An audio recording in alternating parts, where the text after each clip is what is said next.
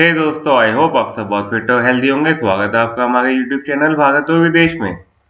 दोस्तों, आपको अपनी स्क्रीन पे एक शब्द नजर आ रहा होगा, अपार्थाइड। दोस्तों, आई एम श्योर हमने बचपन में इसके बारे में जरूर सुना होगा, लेकिन शायद हमें बचपन में इस शब्द की सिवियरिटी का अंदाजा नहीं होगा। इवन आज भी कुछ स्टूडेंट जिनके पास साइंस और कॉमर्स बैकग्राउंड है, उनको इस शब्द की सिवियरिटी का अंदाजा अभी भी नहीं होगा। आज इस वीडियो के अंदर हम इसी बात के बारे में जानेंगे। अपार्थाइड क्या होता है, ये कब और कहां स्टार्ट हुआ, आज के दिन इसका क्या रेलेवेंस है, आज हम इसके बारे में क्यों बात कर रहे हैं, और डी क्लर्क और नेल्सन मंडेला कौन थे, इन सब के बारे में डिटेल में चर्चा करेंगे। दोस्तों, वीडियो की शुरुआत करने से पहले मैं आपसे एक क्वेश्चन पूछना चाहता हूं।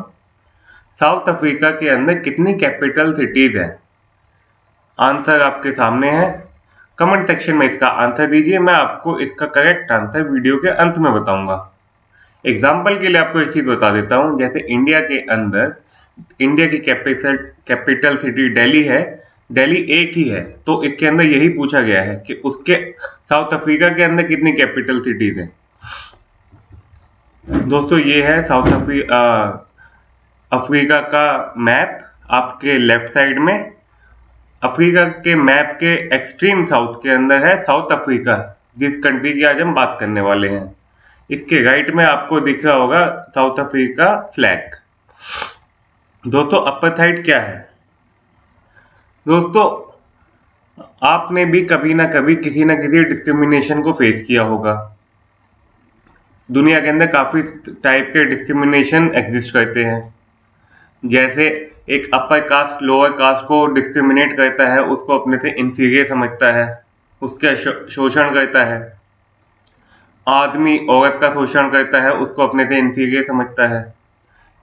उसी तरीके से साउथ अफ्रीका के अंदर कुछ गोरे लोग जो कि माइनॉरिटी में उस समय एग्जिस्ट करते थे, वहां की मेजोरिटी जो पॉपुलेशन थी ब्लैक अफ्रीकन, उनके साथ शोषण करते थे, उनको इंफीरियर समझते थे। और सबसे खतरनाक बात इसमें ये थी कि उस समय की जो व्हाइट मेजोरिटी वाली गवर्नमेंट थी, उन्होंने इस जो रेशियल डिस्क्रिमिनेशन था, इसको लीगलाइज कर दिया था, इंस्टीट्यूशनलाइज करके इस घटिया काम को लीगलाइज कर दिया। उस कानून को कहा जाता था अपार्थाइड। दोस्तों, ये एग्जिस्ट कहां करता था? ये साउथ अफ्रीका के अंदर एग्जिस्ट करता था। जैसे कि साउथ अफ्रीका, ये आपको साउथ अफ्रीका के मैप के अंदर दिख रहा होगा। साउथ अफ्रीका के वेस्ट के अंदर आपको एक नमीबिया देश दिख रहा होगा, जिसकी टीम वर्ल्ड कप में मैच भी खेली है। अभी T20 वर्ल्ड कप जो चल रहा था, ये नमीबिया था। इसके अंदर भी अपार्थाइड उस टाइम चल रहा था। तो दोस्तों, ये 1948 के अंदर इसको इंस्टीट्यूशनलाइज किया गया था और ये 1990 तक एग्जिस्ट करता था। क्या होता था इसके अंदर? दोस्तों, इसके अंदर सोशल सेक्टर बना दिए गए थे। सबसे ऊंचे सेक्टर जो था वो था गोरे लोगों का, जो कि सबके ऊपर रूल करते थे। उसके बाद आते थे एशियंस। दोस्तों, उनके हिसाब से एशियन के अंदर इंडिया, पाकिस्तान, नेपाल, श्रीलंका काउंट नहीं होते थे। उनके हिसाब से एशियन होते थे north Korea, south Korea, China, Philippine और ये जापान। उसके बाद आता था हम लोगों का नंबर, जिसके अंदर साउथ ईस्ट एशियन होते थे, जिसके अंदर इंडिया, पाकिस्तान, अफगानिस्तान, श्रीलंका, नेपाल एक्सेट्रा। और दोस्तों, उसके बाद सबसे आखिर में नंबर आता था ब्लैक अफ्रीकन का, जो कि उस समय के वहां के नेटिव्स थे, और सबसे लास्ट में उन्हीं को जगह दी हुई थी।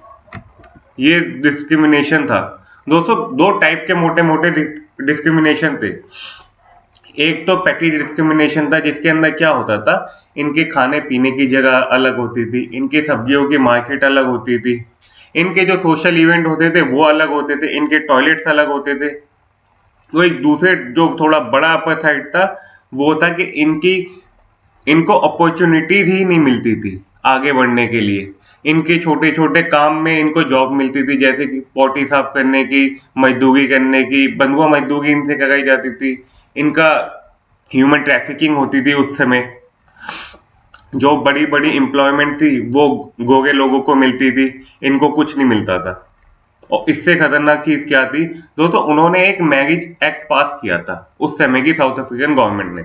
उसके अकॉर्डिंग क्या था, 1948 9 के अंदर जब कोई ब्लैक अफ्रीकन किसी वाइट अफ्रीकन से शादी करेगा तो उसको इलीगल करार दिया जाएगा। अब इलीगल करार दिया जाएगा ठीक है, लेकिन उस ब्लैक जिसने शादी की है व्हाइट से, उसके ऊपर कानूनी कार्रवाई होगी, उसको जेल में डालेंगे, और जो व्हाइट था उसको फ्री कर देंगे। वो कोई सेक्सुअल कांटेक्ट भी नहीं बना सकता था किसी भी व्हाइट अफ्रीकन के साथ। दोस्तों ये आपको अपनी स्क्रीन के आगे दिख रहा होगा, ये ब्लैक लोगों के लिए अलग वॉश बेसिन है, साफ साफ मेंशन है फॉर ब्लैक कलर्ड ओनली। अब आपने देखा होगा किस तरीके से ग्राउंड के अंदर इनको सेग्रीगेट कर दिया जाता है। ब्लैक के लिए अलग ग्राउंड के अंदर सिटिंग अवेलेबल है, व्हाइट के लिए अलग है। इवन जहाँ ये लोग घूमते हैं, इनके घूमने की जगह पे भी अलग अलग इलाके हैं। ब्लैक अफ्रीकन जो हैं, जहाँ पे व्हाइट अफ्रीकन घूमते हैं, उनके आसपास नहीं भटक सकते थे। अगर वो भटकते थे तो उनको मारा पीटा जाता था, ह्यूमिलेट किया जाता था। दोस्तों अब इतना ज्यादा रेजिस्टेंट, अब इतना ज्यादा कहीं डिस्क्रिमिनेशन होगा, आपके देश से ही आपको छोटा सा फील कराया जाएगा तो क्या होगा, फिर उसके बाद होता है रेजिस्टेंस, बगावत स्टार्ट होती है। अब हर देश के अंदर दो टाइप की बगावत होती है। जैसे इंडिया के अंदर जब ब्रिटिश थे तो गरम दल और नरम दल बन गए थे। गरम दल आर्म से आजादी लेना चाहते थे, हथियारों के दम पे आजादी लेना चाहते थे, जिसको कि अंग्रेजों ने बहुत गंदे तरीके से कुचल दिया। सेम इसी तरीके से अंग्रेजों ने यहाँ पर भी किया था। यहाँ के जो व्हाइट अफ्रीकन थे, इन्होंने एक प्रोटेस्ट चल रहा था जिसके अंदर 69 लोगों को अंधाधुंध सरेआम गोली मार के खत्म कर दिया था। दोस्तों 1960 की बात है।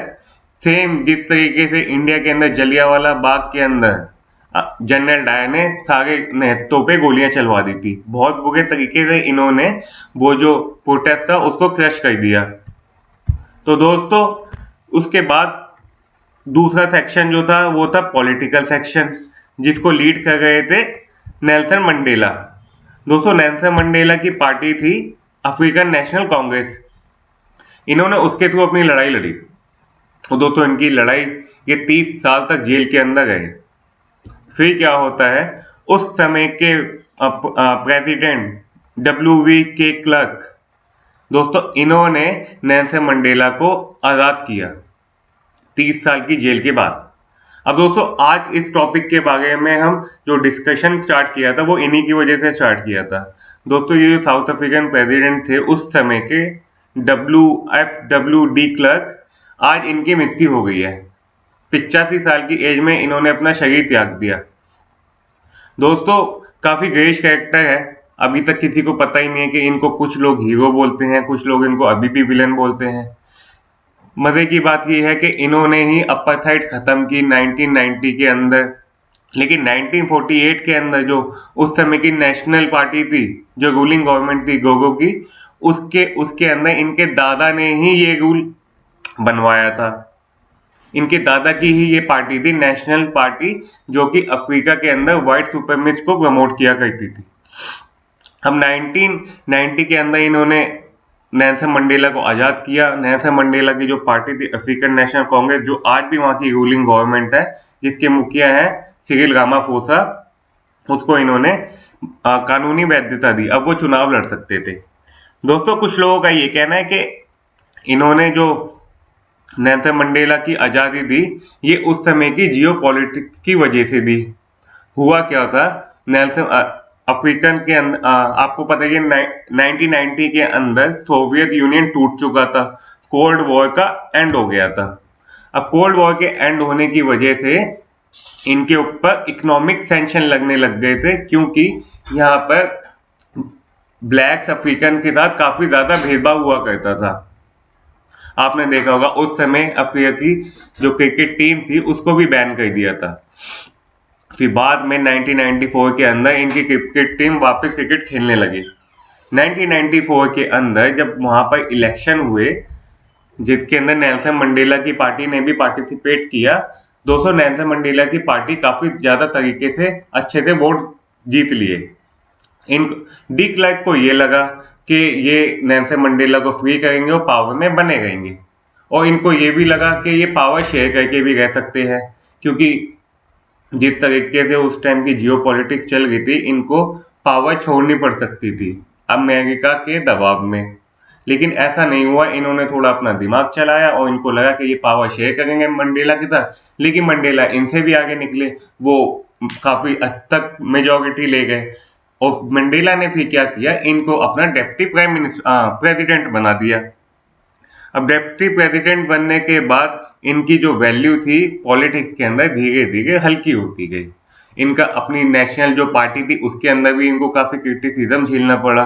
धीरे धीरे 1994 में जब ये डिप्टी प्रेसिडेंट बने, 1996 तक 2 साल के कार्यकाल के अंदर इन्होंने पॉलिटिक्स से संन्यास ले लिया। दोस्तों, मजे की बात यह है कि हमने अभी तक यही सुना होगा कि नेल्सन मंडेला को पीस प्राइज मिला था अपार्थाइड खत्म करने की स्ट्रगल के लिए। लेकिन दोस्तों, हमें शायद ये नहीं पता उस समय नेल्सन मंडेला को जब पीस प्राइज मिला था तो डी क्लर्क को भी साथ में पीस प्राइज मिला था, क्योंकि इन्हीं के वजह से अपार्थाइड का एंड हुआ था, क्योंकि पॉलिटिकल पावर इनके हाथ में थी उस समय। अब दोस्तों, अब ये सही थे गलत थे इसका तो मैं आपके ऊपर छोड़ता हूं। बाकी मैं आपको मैंने आपसे क्वेश्चन पूछा था उसका जवाब देता हूं। दोस्तों, साउथ अफ्रीका की कैपिटल सिटी है 3। इंडिया के अंदर है 1 दिल्ली, साउथ अफ्रीका के अंदर 3 है। इनकी एग्जीक्यूटिव कैपिटल है प्रिटोरिया, एग्जीक्यूटिव कैपिटल जिसके अंदर president, vice president, council of minister और पीएम रहते हैं। जुडिशियल कैपिटल है इनकी ब्लूमफॉन्टेन, जुडिशियल कैपिटल मतलब जहां पे इनकी हाईएस्ट सुप्रीम कोर्ट एग्जिस्ट करती है। और इनकी तीसरी कैपिटल है लेजिस्लेटिव कैपिटल केप टाउन, जहां इनकी संसद है, जहां पे कानून बनाए जाते हैं। तो दोस्तों, आज की वीडियो के अंदर इतना ही। नई वीडियो के साथ मैं आपके साथ फिर से पेश होऊंगा, तब तक के लिए बने रहिए हमारे चैनल भारत और विदेश के साथ। Thank you.